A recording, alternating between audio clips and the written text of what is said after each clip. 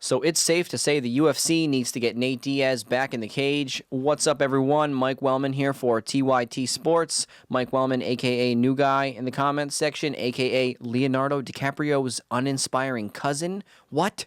I see you commenters, weirdos. With the talk of Conor McGregor moving on to boxing to take on Floyd Mayweather really ramping up, some sources even calling that fight 90% likely at this point, the UFC needs their biggest stars to be fighting if they want to have the kind of year they need in order to be able to pay down the large amount of debt that the new owners have after paying $4 billion for the promotion in 2016.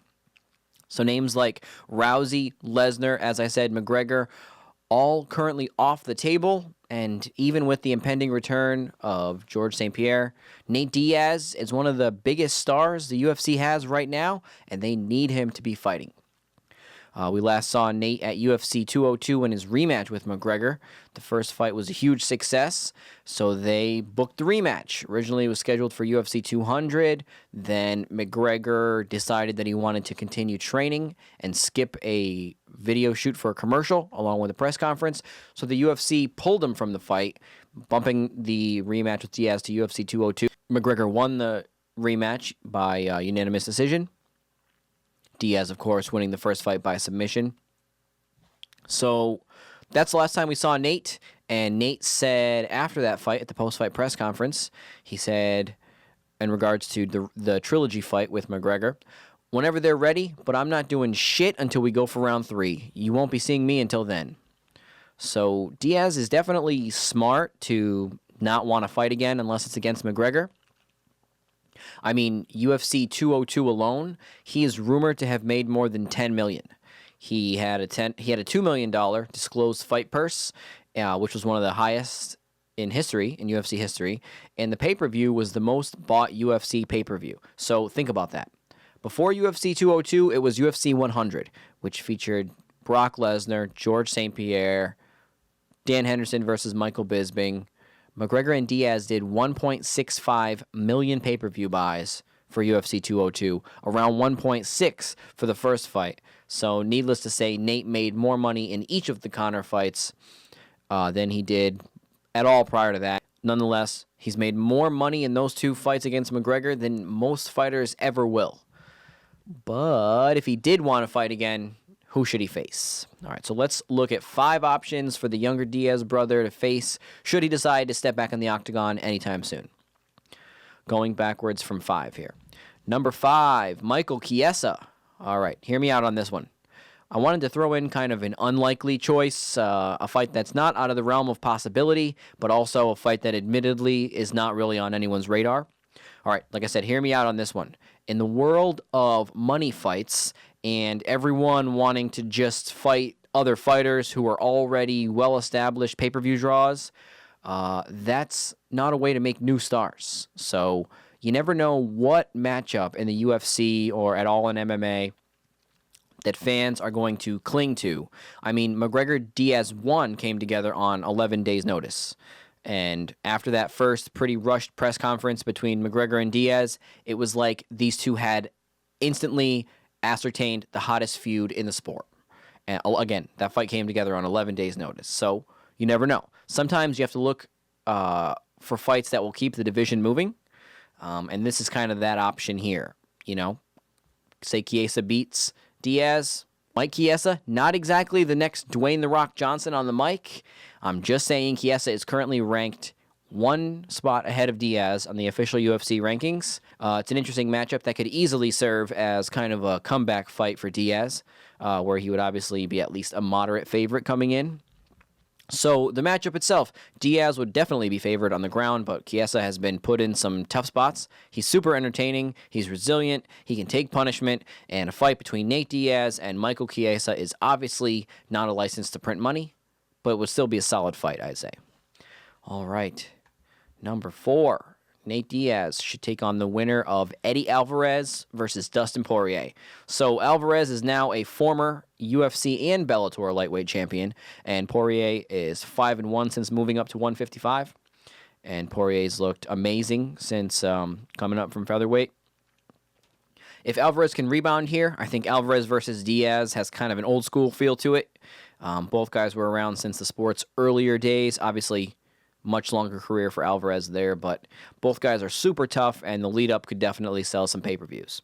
And conversely, if Poirier can beat Eddie Alvarez, well, like I said, he just beat a former UFC and Bellator lightweight champion, and he's another guy, super tough, wouldn't back down from Diaz in the lead-up to the fight. So the winner here would be an interesting option for Nate Diaz if he decides to return to action. The fight could easily headline a Fox card, Diaz-Poirier. Nate Diaz has pointed out in the past that he's brought in some of the most numbers to the UFC's Fox broadcast cards. All right, moving on. Number 3, Khabib Nurmagomedov. Poor Khabib. Weight cut problems kept him from fighting in the biggest fight of his career against Tony Ferguson. Now his future is uncertain, to say the least. Will the UFC try yet again to book the cursed matchup of T-Ferg versus Nurmagomedov? Will the UFC just give Tony Ferguson the title shot against somebody else or against McGregor? Will they skip Khabib altogether? One option for Khabib is Nate Diaz, yes. If McGregor gets booked to fight Mayweather, or if the UFC suddenly decides to give Tony Ferguson the lightweight title shot, then Nurmagomedov versus Diaz is a really good fight.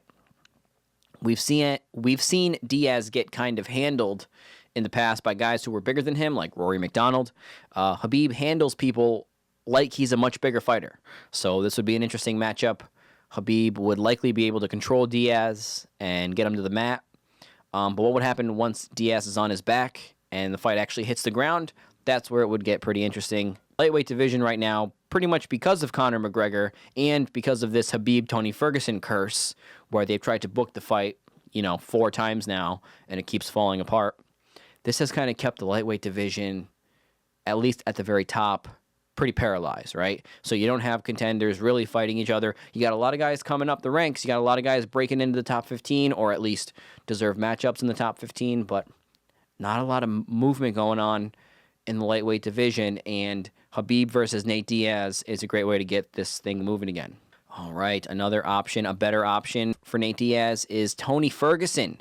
The best lightweight fight the UFC can make involving Nate Diaz, if McGregor is out of the picture, is Diaz versus Ferguson, all right? If Ferguson versus Khabib is truly cursed, and if the UFC ultimately decides not to rebook that one, then I say the best option is for Ferguson to take on Nate Diaz. I think it would be a money fight. That's right, I said it. It would be a money fight. Would it be the biggest fight ever? No, of course not. But we're talking money fights. We're talking about guys who are not money fights. Tony Ferguson, Nate Diaz, sign me up. Ferguson is one of the best lightweights in the division. He's earned big fights at this point. He showed up, made weight for what would have been the biggest fight of his career against Khabib Nurmagomedov at UFC 209. Ferguson's on a 9-fight winning streak. The matchup itself is super intriguing. We all know Diaz as the hard-nosed volume puncher with great jiu-jitsu, great off of his back. Both guys are super talented on the ground. Both guys dangerous off their back. Think about it. It would be exciting no matter where this fight goes. This would be an awesome fight. If these two fought on a big UFC card, it would make a future title fight with Conor McGregor that much bigger. Hashtag momentum. And the number one option for Nate Diaz, of course, Conor McGregor. Diaz should fight Conor McGregor next, and it should be at lightweight. Diaz was always a small welterweight. The whole 170-pound stuff between McGregor and Diaz was only part of the equation because the fight took place, again, on 11 days' notice. Now that McGregor has won the UFC lightweight championship, if you make the fight for the UFC lightweight title, that just adds even more. And yeah, the trilogy fight with McGregor is the fight that Diaz should take next. Should go without saying. And for the UFC not to be trying to negotiate this fight at least somewhat aggressively is a misstep at this point, you have to say, right? McGregor is out putting the pieces together for a mega fight with Floyd Mayweather.